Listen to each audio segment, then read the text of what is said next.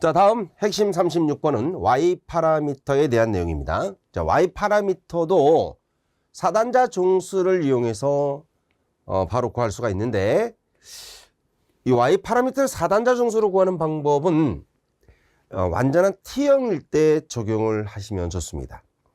T형일 때 4단자 정수를 이용해 주시면 또 쉽게 구할 수 있다라는 그런 말씀 드리고요. 자, Y11을 구할 때는요, B분의 D로 계산합니다. B분의 D. Y12하고 Y2하는 B분의 1인데, 여기서 부호가 플러스도 될 수 있고, 마이너스도 될 수 있다는 걸 기억해 두셔야 됩니다. 그리고 Y22는 B분의 A로 구할 수가 있겠습니다. 자, 그리고 T형이 아닌 파이형과 L형 회로 같은 경우는요, Y 파라미터를 직접 바로 구하시는 방법을 쓰시는 게 좋아요. 이렇게 바로 구하시는 게 좋습니다. Y 파라미터로 구할 때는 기본적으로 단위가 전부 다 모로 나와 있어야 돼요. 그러니까 여기가 만약에 임피던스로 주어져 있으면 역수를 취해 가지고요, 모로 만들어 놓고 풀어야 됩니다. 예. 임피던스로 주어지면 Z분의 1로 바꿔놓으라, 이런 얘기예요.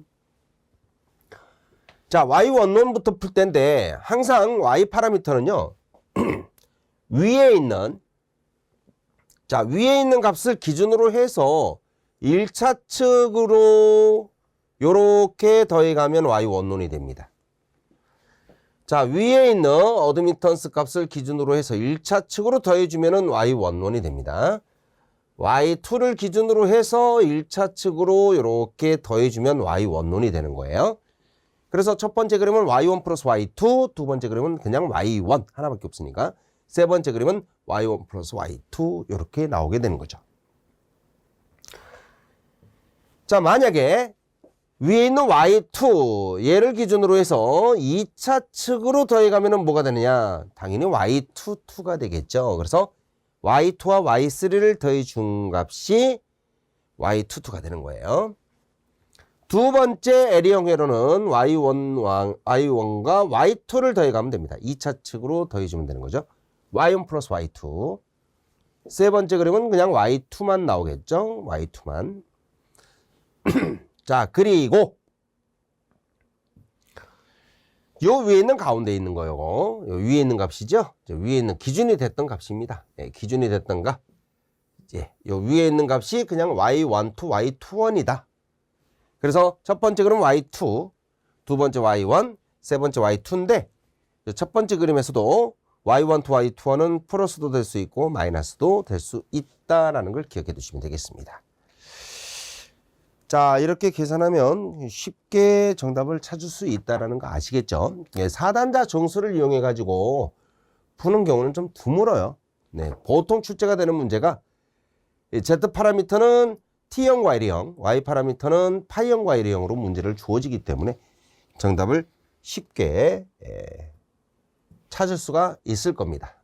이제 문제를 확인해 보도록 할게요. 예제 1번. 그림과 같은 4단자 회로의 어드미턴스 파라미터 Y11을 구해 보십시오. 이런 문제입니다. Y11은 이렇게 더해가면 되니까 A 플러스 B 3번이 정답이 되겠네요. 예제 2번. 그림과 같은 파이형 4단자 회로 어드미턴스 상수 Y22를 구하라는 문제죠.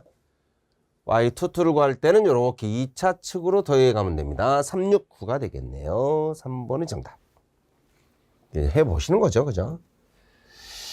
자, 세 번째. 그림과 같은 파이형 회로에 있어서 어드미턴스 파라미터 Y21을 구하라는 문제는 요 가운데 있는 값이다. 플러스 YA도 되고 마이너스 YA도 될 수 있습니다. 따라서 정답은 4번. 이렇게 찾아가라는 얘기예요. 자, 여러분들 Z 파라미터하고 Y 파라미터는 굉장히 쉽게 생각이 드시죠? 더 많은 문제 관련 페이지에 확인하시길 바랍니다.